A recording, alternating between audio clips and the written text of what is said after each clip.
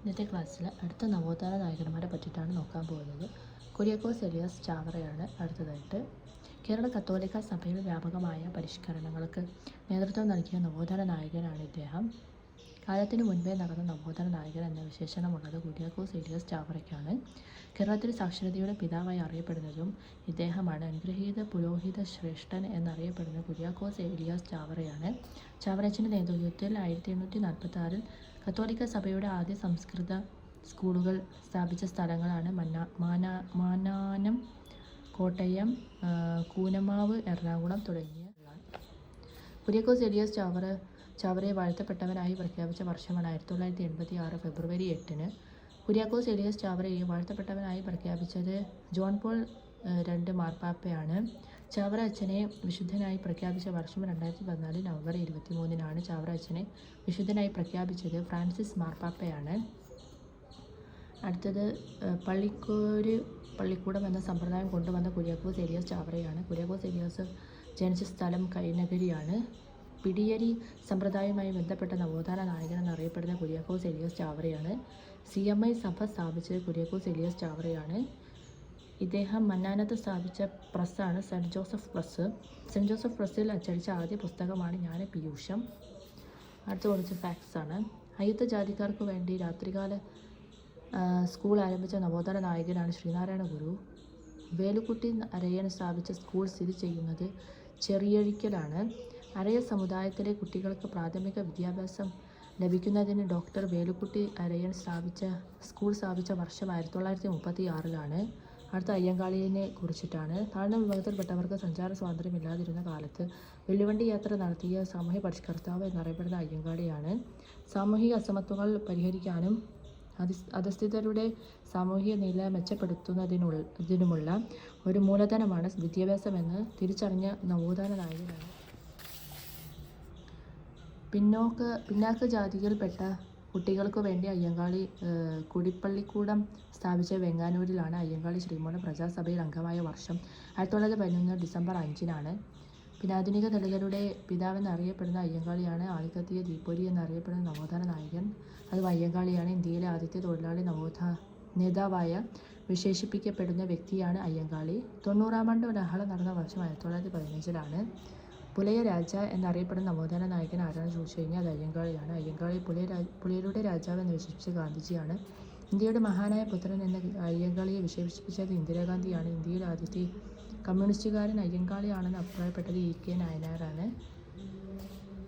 കേരളത്തിലെ ഏറ്റവും പ്രധാനപ്പെട്ട ദളിത് നേതാവ് എന്ന് അയ്യങ്കാളിയെ വിശേഷിപ്പിച്ച ചരിത്രകാരനാണ് P. സനൽ മോഹൻ. കേരള സ്പോർട്ടക്കസ് എന്നറിയപ്പെടുന്ന നവോത്ഥാന നായകനാണ് അയ്യങ്കാളി. ആധുനിക ദളിതരുടെ പിതാവ് എന്നറിയപ്പെടുന്ന അയ്യങ്കാളിയാണ്. ആളിക്കത്തിയ തീപ്പൊരി എന്നറിയപ്പെടുന്ന നവോത്ഥാന നായകൻ അയ്യങ്കാളിയാണ്. അടുത്തത് വില്ലുവണ്ടി സമരത്തെ പറ്റിയിട്ടാണ്.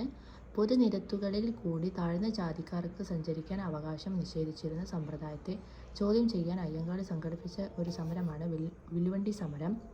അക്കാലത്ത് മേൽജാതിക്കാർ മാത്രമേ കാളവണ്ടി ഉപയോഗിക്കാറുണ്ടായിരുന്നുള്ളൂ. വില്ലുവണ്ടി സമരം നടത്തിയത് വെങ്ങാനൂർ മുതൽ കവടിയാർ കൊട്ടാരം വരെ കാളവണ്ടിയിൽ സഞ്ചരിച്ചാണ്.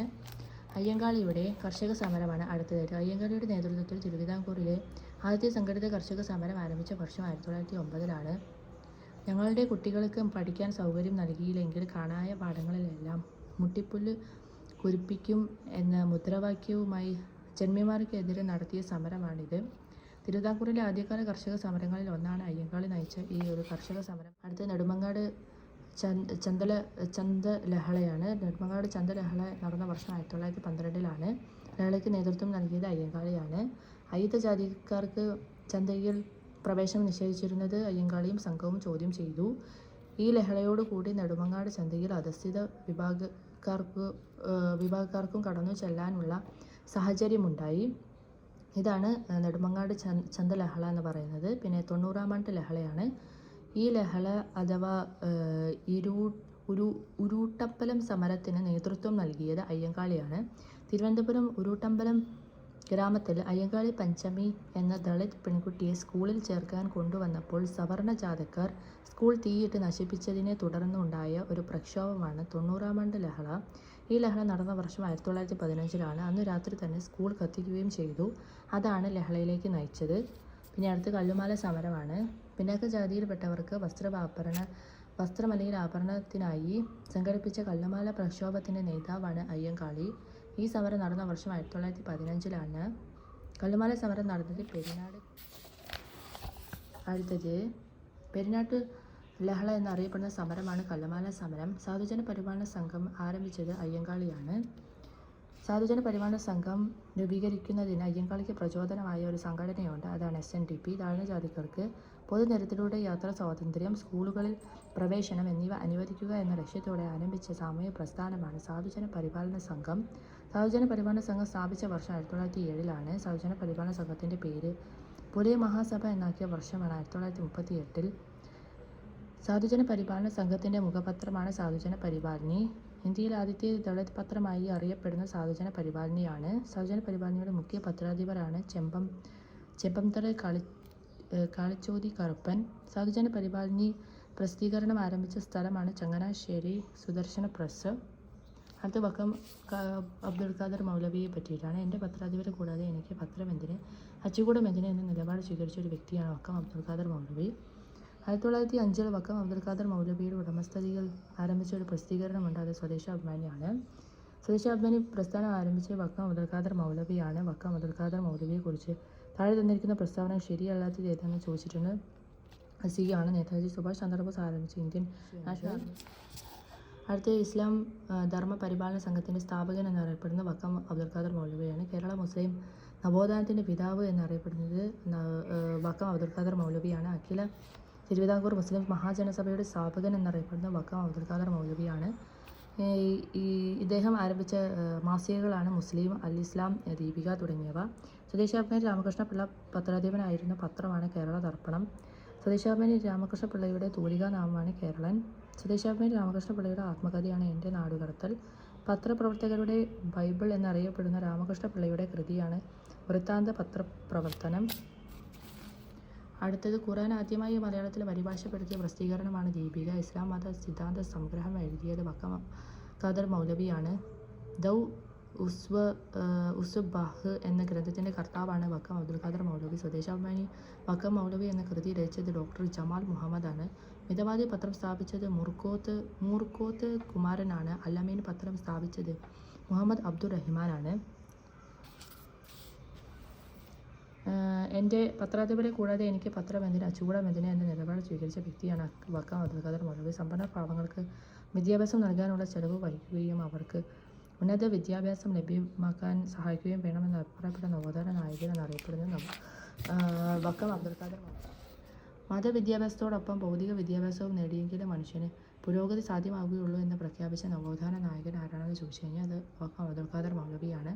സമയമായി പിന്നാക്കാവസ്ഥ പരിഹരിക്കാനുള്ള മാർഗം വിദ്യാഭ്യാസമാണ് എന്ന് പ്രഖ്യാപിച്ച നവോത്ഥാന നായകനാണ് വക്കം അബ്ദുൽ ഖാദർ മൗലവി. സ്വദേശാഭിമാനി പത്രത്തിൻ്റെ സ്ഥാപകൻ ആരാണെന്ന് ചോദിച്ചു കഴിഞ്ഞാൽ വക്കം അബ്ദുൽ ഖാദർ മൗലവിയാണ്. ഈ പത്രം അഞ്ചുതെങ്ങിൽ സ്ഥാപിതമായത് 1905 ജനുവരി 19 സ്വദേശാഭിമാനി പത്രം തിരുവനന്തപുരത്ത് നിന്ന് പ്രസിദ്ധീകരണം ആരംഭിച്ച വർഷം 1907. സ്വദേശാഭിമാനി പത്രത്തിൻ്റെ ആദ്യ എഡിറ്ററാണ് CP ഗോവിന്ദപിള്ള. രാമകൃഷ്ണപിള്ള സ്വദേശാഭിമാനി പത്രത്തിൻ്റെ എഡിറ്ററായ വർഷം 1906. സ്വദേശാഭിമാനി പത്രം തിരുവിതാംകൂർ സർക്കാർ നിരോധിച്ച വർഷം 1910. തിരുവിതാംകൂറിൽ രാജവാഴ്ചയുടെ അഴിമതികളെയും അനീതികളെയും വെളിച്ചത്ത് കൊണ്ടുവന്ന ഒരു പത്രമാണ് ഈ സ്വദേശാഭിമാനി. ഭയകൗടില്യ ലോപങ്ങൾ വളർക്കില്ലൊരു നാടിനെ എന്ന മുഖക്കുറിപ്പോടെ പ്രസിദ്ധീകരിച്ച പത്രമാണ് ഈ ഒരു പത്രം.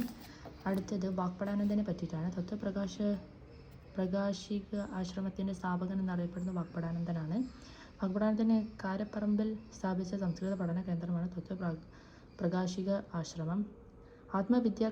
വിദ്യാകാഹളം, ശിവയോഗി വിലാസം എന്നീ മാസികകൾ ആരംഭിച്ചത് വാഗ്ഭടാനന്ദനാണ്. ജാതി പ്രമാണം ഹിന്ദുമതത്തിൻ്റെ അടിസ്ഥാന പ്രമാണങ്ങൾക്ക് വിരുദ്ധമാണെന്ന് പ്രഖ്യാപിച്ച സമയ പരിഷ്കർത്താവാണ് വാഗ്ഭടാനന്ദൻ. ജനപാഠശാല സ്ഥാപിച്ചത് വാഗ്ഭടാനന്ദനാണ്. ഏറ്റുമാറ്റ് എന്ന സാമൂഹിക അനാചാരം നിർത്തലാക്കാൻ ശ്രമിച്ച നവോത്ഥാന നായകനെന്ന് അറിയപ്പെടുന്ന വാഗ്ഭടാനന്ദനാണ്. ക്ഷേത്രങ്ങളിൽ നിലനിന്നിരുന്ന ഇളനീരാട്ടം തെറ്റാണെന്ന് വാദിച്ച ഒരു നവോത്ഥാന നായകനാണ് വാഗ്ഭടാനന്ദൻ.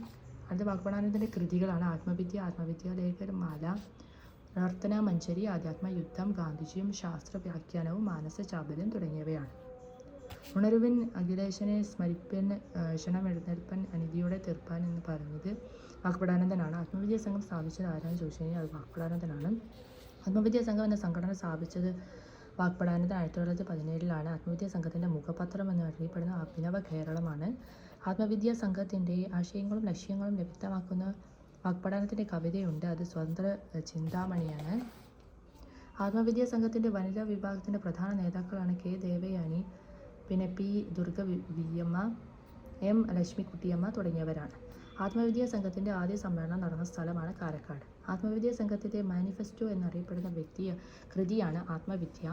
ഉണരുവിൻ അഖിലേശനെ സ്മരിപ്പിൻ ക്ഷണമെഴുന്നേൽപ്പിൻ അനീതിയോടെ തീർപ്പിൻ എന്ന മുഖക്കുറിപ്പോടെ വസീകരിച്ച ഒരു മാസികയുണ്ട്. അത് ആത്മവിദ്യ കാഹളമാണ്.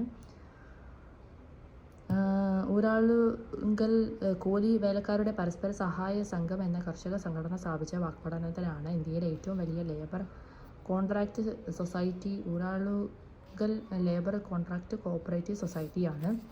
അത്രയും കാര്യങ്ങൾ വാഗ്ഭടാനന്ദനെ പറ്റിയിട്ട്. അടുത്ത സഹോദരൻ അയ്യപ്പനാണ്. ഇഴവരെയും പുലയരെയും ഒന്നിച്ചിരുത്തി മിശ്രഭോജനം സംഘടിപ്പിച്ച വ്യക്തിയാണ്. മിശ്രഭോജന പ്രസ്ഥാനത്തെ പറ്റിയിട്ടാണ്. ഈ പ്രസ്ഥാനം ആരംഭിച്ച സഹോദരൻ അയ്യപ്പനാണ്. സഹോദരൻ അയ്യപ്പൻ മിശ്രഭോജനത്തിന് തുടക്കം കുറിച്ച സ്ഥലമാണ് ചേറായി. മിശ്രഭോജനത്തിൽ പങ്കെടുത്തവരെ ആഢ്യന്മാർ എന്ന് വിളിച്ചിരുന്നത് പുലിച്ചോലന്മാരാണ്. പിൽക്കാലത്ത് പൊതുസമൂഹത്തിൽ കോസ്മോപൊളിറ്റൻസ് ഡിന്നർ എന്ന പേരിൽ അറിയപ്പെട്ടത് ഈ ഒരു മിശ്രഭോജനമാണ്. 2017 കേരള ഗവൺമെൻറ് 100ാം വാർഷികം ആഘോഷിച്ച സാമൂഹ്യ മുന്നേറ്റമാണ് മിശ്രഭോജനം എന്നറിയപ്പെടുന്നത്. കേരളത്തിലെ ആധുനിക പ്രസംഗ സമ്പ്രദായത്തിൻ്റെ പിതാവ് എന്നറിയപ്പെടുന്ന സഹോദരൻ അയ്യപ്പനാണ്.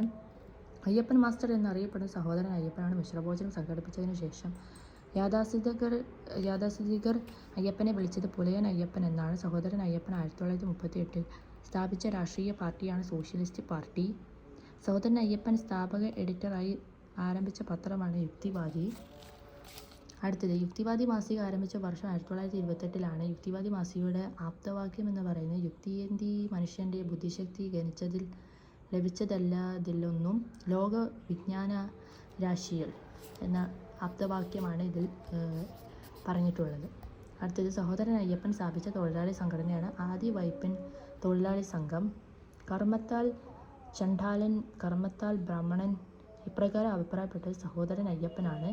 വിദ്യാഭൂഷണി എന്ന സാംസ്കാരിക സംഘടനയ്ക്ക് രൂപം നൽകിയ വ്യക്തിയാണ് സഹോദരൻ അയ്യപ്പൻ. സഹോദര സംഘം, ശ്രീനാരായണ സേവിക സമാജം എന്നിവയുടെ സ്ഥാപകനാണ് ഇദ്ദേഹം.